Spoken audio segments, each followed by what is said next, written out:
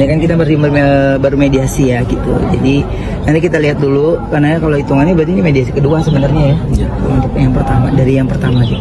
Memang ada potensi mediasi gagal, Bang? Semua kemungkinan ada. Kemungkinan berhasil ada, kemungkinan gagal ada. Ya. Semua peluangnya 50-50. Gitu ya. Kok mungkin anak-anak udah ngucapin selamat ulang tahun atau mungkin memberikan kalung gitu ke Udah, anak-anak udah ngucapin. Ya. Apa mungkin dari Nggak usah lah, udah hadiah-hadiah juga. Nggak usah Ulang tahunnya kesekian masih bicara hadiah hadiah ya. Udah. Ini kan ada apa? Dapat kado dari anak-anak kok intinya kok. doa. Yang paling penting mah doa, saya nggak tungguin itunya sih, tungguinnya adalah bisa bersama mereka aja. Gitu sih. Ya? Oke, terima kasih banyak. Udah selesai ngantor dong.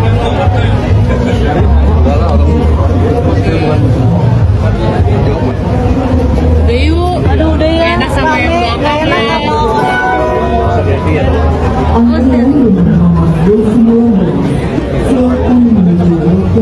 Maaf ya, kasih jalan ya.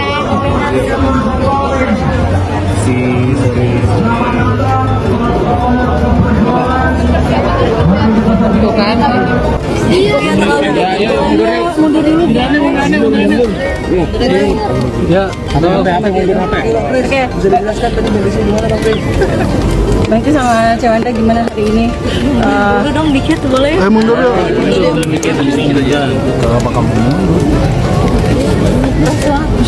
Oke, hari ini gimana Bang Kris mediasi hari ini? Assalamualaikum warahmatullahi wabarakatuh. Salam sejahtera untuk kita semua. Hari ini tanggal 19 Agustus, acara sidangnya adalah mediasi dengan mediator. Kita langsung pada kesimpulan saja ya. Jadi untuk terkait mediasi sudah diupayakan semaksimal mungkin oleh mediator dan para pihak sudah berusaha, namun dinyatakan gagal terhadap mediasi. Ya, jadi dengan gagalnya mediasi kita masuk ke pokok perkara untuk bersidang. Nanti untuk waktu sidang akan disampaikan melalui relas panggilan. Ya. Alasan gagalnya apa Bang? Alasan gagalnya kita sudah sepakat tidak boleh menyampaikan apapun, tetapi yang pasti yang namanya gagal ya tidak tercapai. Salah satu poinnya apa Bang? Kita tidak bisa sampaikan. Kita sudah sepakat bahwa tapi saya nggak tahu dari pihak mereka menyampaikannya apa. Belum Bang. Berarti sama ya, kita sepakat untuk tidak menyampaikan kenapa gagalnya, yang pasti gagal. PR yang dimaksud mediator berarti nggak terlaksana. Ya tidak terlaksana. Ya. Bang, tapi sempat ada dua kabarnya ada syarat untuk bertemu Ci. Ada syarat untuk ketemu sama anak tuh seperti apa sih Ci? Ada syaratnya apa? Bapak lanjut ya Pak. Ci, mungkin sedikit dong Ci, ada syarat nggak sih kalau mediasi ini gagal? Ada syarat dari dirimu sendiri sampai mungkin berat sekali untuk memberi kalau dari diri sendiri sedikit kecewa nggak?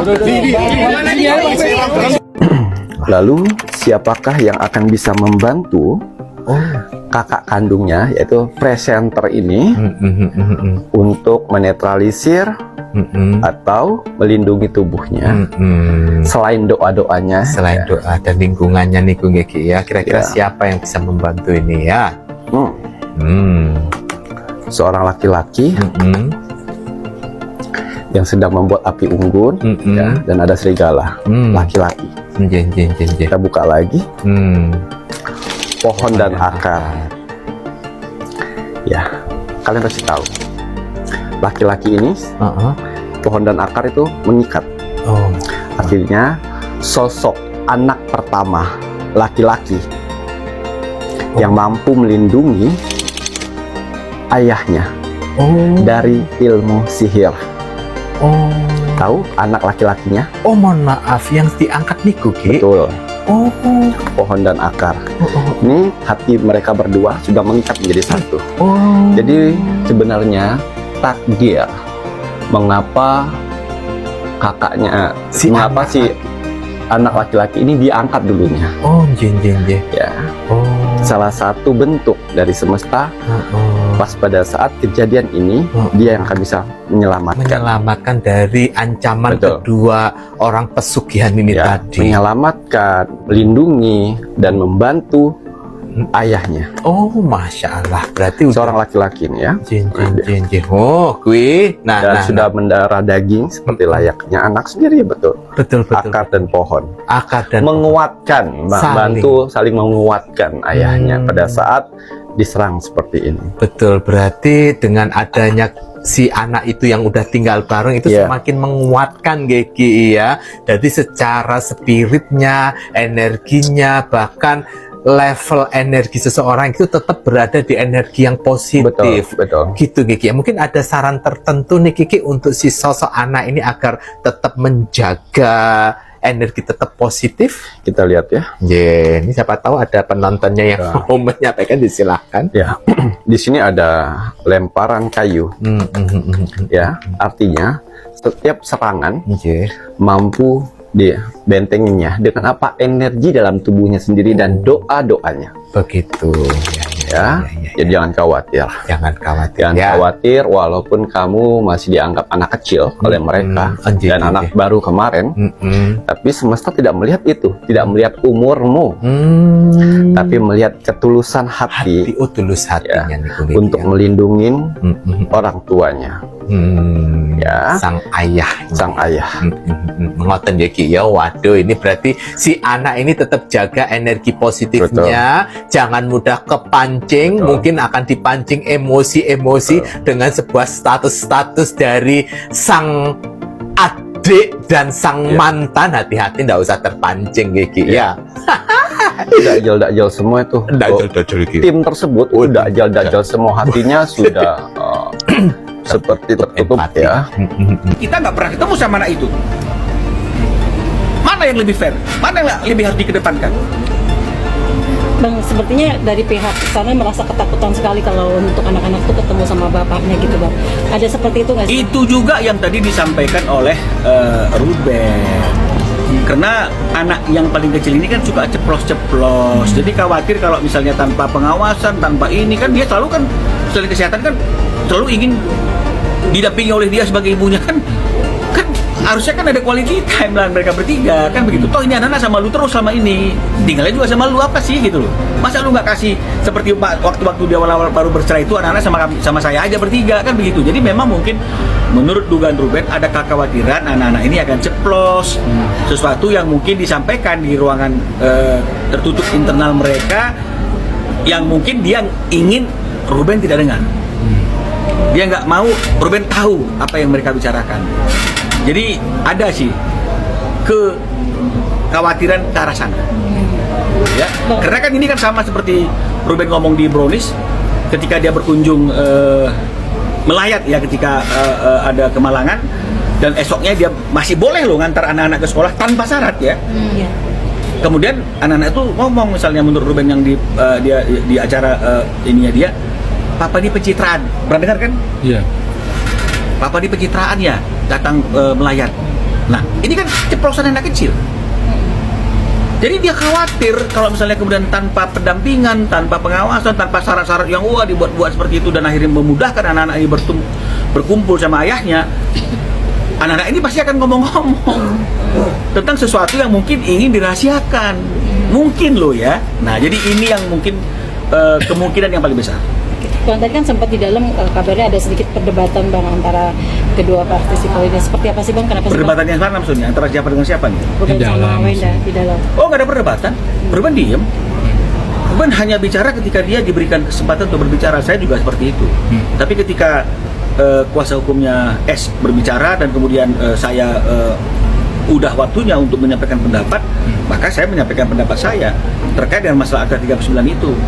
Nah, kemudian secara mendadak S bangkit gitu loh misalnya, langsung tuding-tuding saya misalnya kayak gitu kan, Bapak gitu, bayangkan kalau Bapak punya anak perempuan loh. Saya bilang ya, Anda tenang, Anda duduk, Anda nggak boleh mengintervensi saya berbicara karena ini masih saya berbicara dan saya mas di sini berbicara tentang hukum. Dia sendiri yang bilang ini tentang hukum bukan tentang perasaan, betul tidak? Ingat? Tapi tadi dia ngomong, bayangkan bagaimana perasaan, kok bicara perasaan? Dia sendiri yang ngomong kemarin ini bukan masalah perasaan tapi masalah hukum.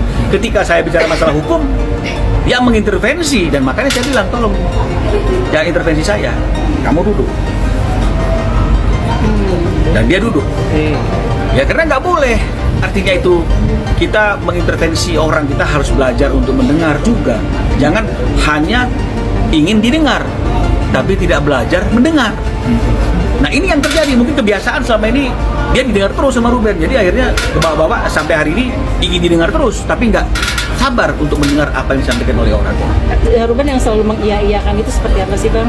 Loh iya, mengiyakan itu karena dia tidak mau setiap hari situasi itu ribut, ya debat, dia nggak mau. Jadi supaya cepat selesai apapun, iya. Tapi hari ini Ruben ingin mengatakan bahwa dia tidak mau lagi mengiyakan sesuatu yang tidak sesuai dengan hati nuraninya dan menurut dia yang tidak sesuai dengan aturan yang sudah disepakati. Berarti tadi itu ada syarat yang dirubah ya Bang dari Akta 39 Bukan itu? dirubah, dia minta syarat, sementara di Akta 39 tidak pernah ada syarat. Dan itu akan ditambahkan ya Bang permintaan dari sana? Iya, tapi Ruben nggak mau. Karena harusnya syarat itu dari awal dong dibicarakan. Jangan berdadakan gitu ya Pak. Jangan mendadakan, dan kalau memang ada hal, oh sama kami khawatir. Kalau memang dia sekhawatir itu, kok baru sekarang khawatirnya? Harusnya khawatirnya dari dulu, kan dia yang menemani Ruben pada waktu titik terendah kesehatannya. Harusnya dia ketat mengawal Akta 39 itu. Betul tidak? Kalaupun nggak mau dicantumkan secara belak-belakan, harusnya ada solusi untuk mengatur syarat itu. Karena kecemasan yang berlebihan. Karena dialah saksi mata dalam perkawinan Ruben di titik terendah kesehatannya. Menurut dia seperti itu. Loh, itu nggak ada kok. Dan selama ini juga nggak jadi persoalan kok. Oke. Bang, ini akan menjadi pembuktian nggak Bang dari pihaknya Ruben dengan di sini kan yang ditekankan adalah untuk ketemu anak-anak karena kasus kesehatan. Pasti akan ada kan Bang? pasti Bukti? akan jadi pembuktian karena kan mereka mendalilkan sesuatu, kan pasti mereka kan wajib membuktikan hal itu. Oke. Dari pihak Ruben juga akan memberikan bukti itu. Oh nggak, sudah Bang? pasti. Makanya saya katakan, kalau memang ingin buka-bukan di pengadilan, ayo dong kita bukanya di pengadilan. Jangan setiap ngomong kesehatan, Jangan begitu. Bukan kami takut, karena ini akan berdampak juga kepada anak-anak, gitu loh. Pak Ruben sudah cek kesehatan dan hasilnya ada penyakit yang serius nggak sih? Kemarin sudah dilihat nggak non reaktif? Berarti sudah toh? Sudah kan? Nah sekarang makanya saya bilang, dia juga tunjukkan dong ke publik apa hasilnya. Karena bagaimanapun dia pernah hidup bersama dalam satu perkawinan. Kalau hasilnya juga adalah non reaktif, gimana persoalannya?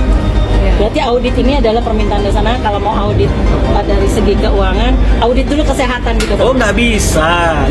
Kesehatan itu kan kalau misalnya Ruben udah ketemu sama anaknya, Bu. Masa kamu harus bayar sesuatu yang tidak pernah kamu makan? Tapi kalau audit keuangan kan ini sudah bertahun-tahun kau nikmati. Pertanggungjawabkan dong. Jadi jangan berkilah. Kami akan buktikan jika ini, itu kan sama aja. Artinya lu nggak berani buktiin mengenai masalah penggunaan uang itu, Ya. karena lu masih pakai syarat lagi. Jadi kan sama aja, saya izinkan, tapi itu adalah bahasa lain tidak mengizinkan, kan saya sudah bilang. Terakhir kata Bu kapan sih Bang? Waktu umroh Ulang tahun kemarin? nggak datang. Bang, tapi kan sempat katanya Wenda juga sudah bertemu. Bahasanya adalah boleh, tapi pakai syarat A, B, C. Ruben nggak mau pakai syarat. Karena pada waktu dipertemukan di airport juga nggak ada syarat itu kok. Kenapa sekarang ada syarat? Makanya saya mengatakan